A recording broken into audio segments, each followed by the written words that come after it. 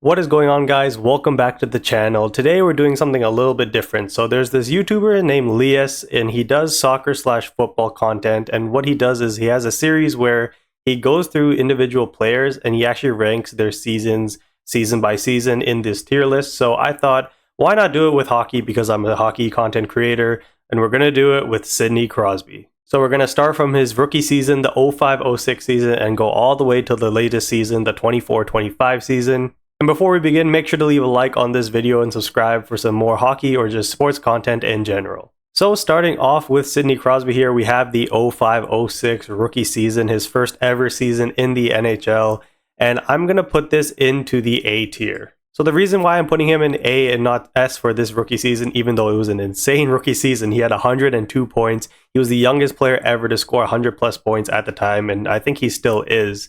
But individually, he didn't win a whole lot. But individually as a player, he was very, very good. And that's why I'm putting him into the A tier. Next up, we have his sophomore season, the 06-07 season. And I'm going to put this into the S tier. Now, the reason why I think that this season was better, well, actually everything in terms of his play was just overall better.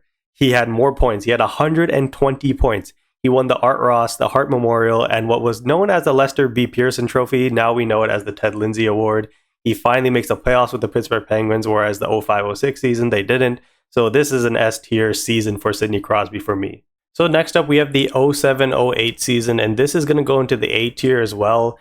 But actually, what I forgot to mention was that the ordering of each tier does matter as well. So if I put right now the 07-08 season on the right side of the 05-06 season, I would think that the 05-06 season is better than the 07-08 season. However, this year with Sidney Crosby making the playoffs, he makes his first cup final but loses to the Detroit Red Wings. I actually think that this season was better than his rookie season, even though he did have less points. He only had 72 points, but he missed a ton of games due to an ankle sprain. But when they do make the playoffs, he does play the entirety of the playoffs and has 27 points in 20 games in the eventual loss to the Detroit Red Wings. And then next up, we have the 08-09 season where he does make the Stanley Cup final again, and he wins it this time. He has 103 points in the regular season, and in the Stanley Cup playoffs, he has 31 points, 15 goals, 16 assists. He had the most goals in the playoffs, and he's the youngest captain, I believe to this day, to lift the Stanley Cup. Honestly, you could argue that this is his best season ever. There are a couple other seasons coming up, especially the next one, that you could really argue is better. It depends on where you're from, really. If you're from the States, you'd probably think it's this year. But if you're Canadian like me, you might think that the next year's better. And why do I say that? It's because it's the 09-2010 season where he won the gold medal for Team Canada. He scores the golden goal. And in the NHL, he actually won the Rocket Richard. He had 51 goals and 103 points as well. So now you guys can probably see that my S tier is starting to formulate a little bit. We have the furthest to the right, so I think the 06-07 so far out of the three has been the worst because of the team success. Individually, this was his best season, I believe, by far, with 120 points. But if you look at the other two seasons, I mean, the 08-09 season, he was injured, but in the playoffs, he had 27 points in 20 games. And then 09-10, he had 51 goals and won the Rocket Richard. So there's a couple of things that you have to take into consideration here, but for me, I'm going to take the whole season, whether it's NHL, Olympic play, international, whatever the case may be. The only thing for me is that I'm actually debating between these two seasons as which one is his best. I think I'm going to put the Stanley Cup on top because the Stanley Cup is just harder to win than a gold medal. But unfortunately, that's where the success would end for Crosby for the time being, as the 2010-11 season, he would miss 41 games due to a concussion. However, I am putting it in B tier because he had 66 points in 41 games, and he still led the Pittsburgh Penguins by the end of the season. Like, that is just absolutely insane. And honestly, if you look at that, 66 points is some people's career high. So the fact that he did that in 41 games, it's absolutely insane that he was still able to put those numbers up despite starting his concussion issues, and that would continue into the next season. Now, unfortunately, I can't put this one in the same stature as the 2010-2011 season. I am going to have to put this one into the D tier, the 2011-2012 season. He only plays 22 games due to concussions again, and he does have 37 points, however, but if you look at the rest of his seasons, this has to go into D tier. Next up, we have the 2012-2013 season, and this is also going to go into B tier, but it is better than his other injury-riddled season because this was a shortened season anyways due to the lockout, but he also got injured again. He actually broke his jaw, so he only played 36 games, but he did have 56 points. They did make the Eastern Conference Finals, and he wins his second Ted Lindsay. So around this time, it was really Evgeny Malkin carrying the Pittsburgh Penguins because the fact that Crosby was injured so often. Even though when he did play, he was amazing, but he just was not on the ice enough for the Pittsburgh Penguins. Now this season, they make the Eastern Conference Finals, again, due to the fact that Malkin on the top of his game. But at the end of the day, it has to go into B tier because he didn't win anything other than the Ted Lindsay. Next up, we have the 2013-2014 season, and this is going to go to the top of my A tier. Because this season, it was the Olympics in Sochi and Team Canada gets gold. Crosby was a huge part of that. And on top of that, in the NHL, he had 104 points, 68 assists that led the league. He was just an absolute machine this season. And finally, it looked like we were going to get the old Crosby back. However, this was when people were really looking at the Pittsburgh Penguins in totality as a group and looking at the fact that it was really not good enough to win, and they hadn't been to a Stanley Cup final since the 2009 season. And obviously, that was to no fault of Malkin, Crosby, Letang, Fleury. It was really the guys around them that they needed support from, and they just couldn't get it. It actually kind of reminds me of the Oilers when McDavid and Draisaitl were really getting into their own, but the rest of the squad really wasn't holding up. But now you look at the Edmonton Oilers in the finals, back-to-back years, they really have a squad around those two. And that was happening with the Pittsburgh Penguins and Sidney Crosby at the time. Next up, we have the 2014-2015 season, and this one's going to go into the C tier because he really didn't do a whole lot. He did get 84 points, which is exceptional, but he did play the whole season, but nothing happened. They made the playoffs. They lost in the first round to the New York Rangers. No individual trophies. It was just a average to above average season for Sidney Crosby. But at the very least, it was good to see 2 back-to-back seasons where Sidney Crosby was healthy and playing hockey again. So next up, we have the 2015-2016 season, and this is going to go into the A tier for me. Now, it's not quite as good as the 2013 and 14 season for me because the Pittsburgh Penguins came out to a slow start. That's why their head coach got fired in the first place. It might have been Dan Bilesma, and Mike Sullivan comes in, and the Pittsburgh Penguins then go on their run to win the Stanley Cup. Crosby has 85 points. Which is really good. He wins the Conn Smythe, but you have to look at the season in its totality, and if you look at the other seasons, those were just more complete in my opinion. Next up, we have the 2016-2017 season, and this is going to go into the S tier, but it's going to go to the end of the S tier category for me. So next up, we have the 2016-2017 season, and this is going to go into the S category for me. This year, he had 89 points. He won his second Rocket Richard. They end up winning the Cup.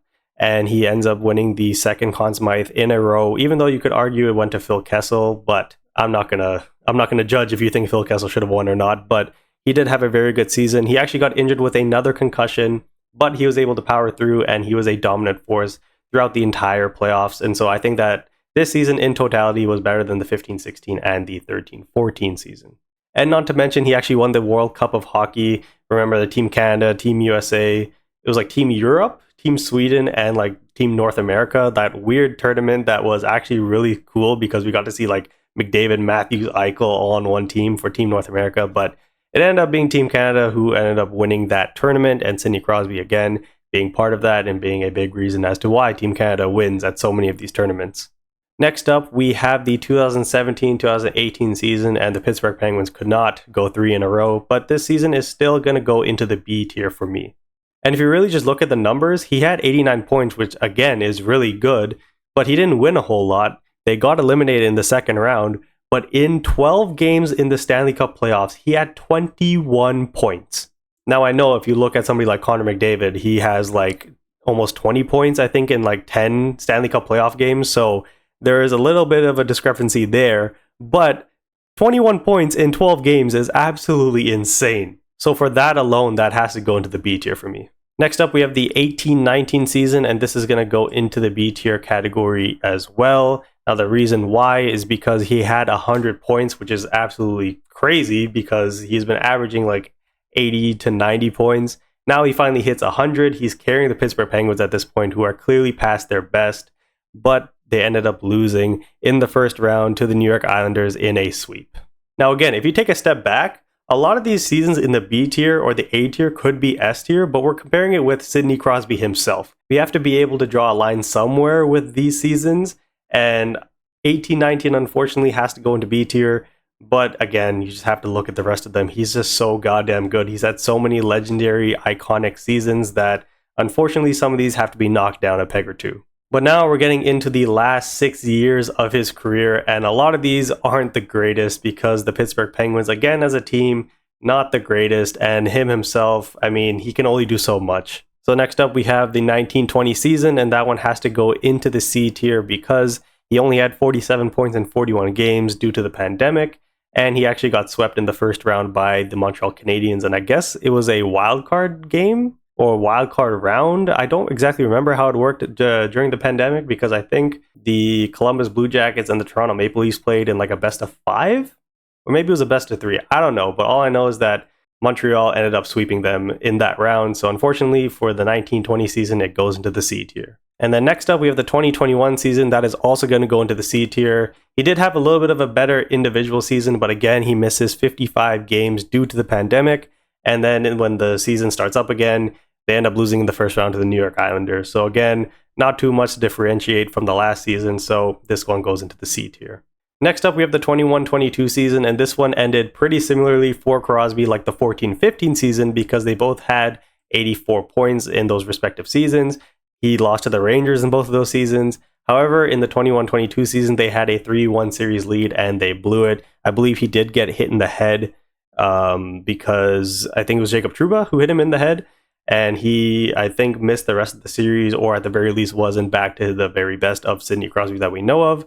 And just for the reason he blew a 3-1 series lead, I'm going to put him just below the 14-15 season. Next up, we have the 22-23 season. And if you look at these last 3 seasons, 23, 24, and 25, it's pretty clear that Crosby's the only all-star, the only elite player left on the Pittsburgh Penguins. And you started with this season where he had 93 points. He carried a terrible Pittsburgh Penguins team trying to get to the playoffs, but they end up missing out. And this was the first season he's missed the playoffs since his rookie season.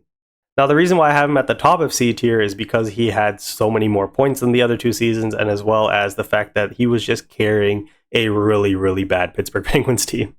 Our penultimate season here, the 23-24 season, this is going to go into the B tier, actually. Now, this splits a very fine line between the 23-24 season and the 22-23 season because it was pretty much identical. Crosby had 94 points this season. He had 93 the previous season. This year, he had 42 goals, though. He was really carrying the team offensively by goal scoring this season. But in this season, he ended up missing the playoffs by only 3 points. So I put it just above the previous season by just a hair. But realistically, if you wanted to put it at the top of C tier, I would understand that as well. And now finally, the most recent season, the 24-25 season. This is going into the B tier, but just above the previous year because he won the 4 Nations. You look at his stats, he had 91 points, so still in line with the last 2 years. But he actually won something this year, and he's still regarded as one of the best players in the NHL. He goes up against the other best players in the NHL in the 4 Nations, and he holds his own. One of the better players. He had one of the best lines with Nathan MacKinnon. He wins the 4 Nations, and yeah, I think that this season he was still a really, really good player, but it has to go towards the end of the B tier for me. So that is it for this video. I think my tier list is finalized. I am very happy with the board. Let me know down below if I got a season wrong or a season right, which season you think is his best season. For me, it's the 08-09 season where he finally won his first Stanley Cup. And also don't forget to drop in the comments down below who you think I should do this next with. I'm thinking it's going to be Alex Ovechkin because he's somebody who has comparable kind of amount of seasons played. But yeah, make sure to leave a like and subscribe for more. Peace.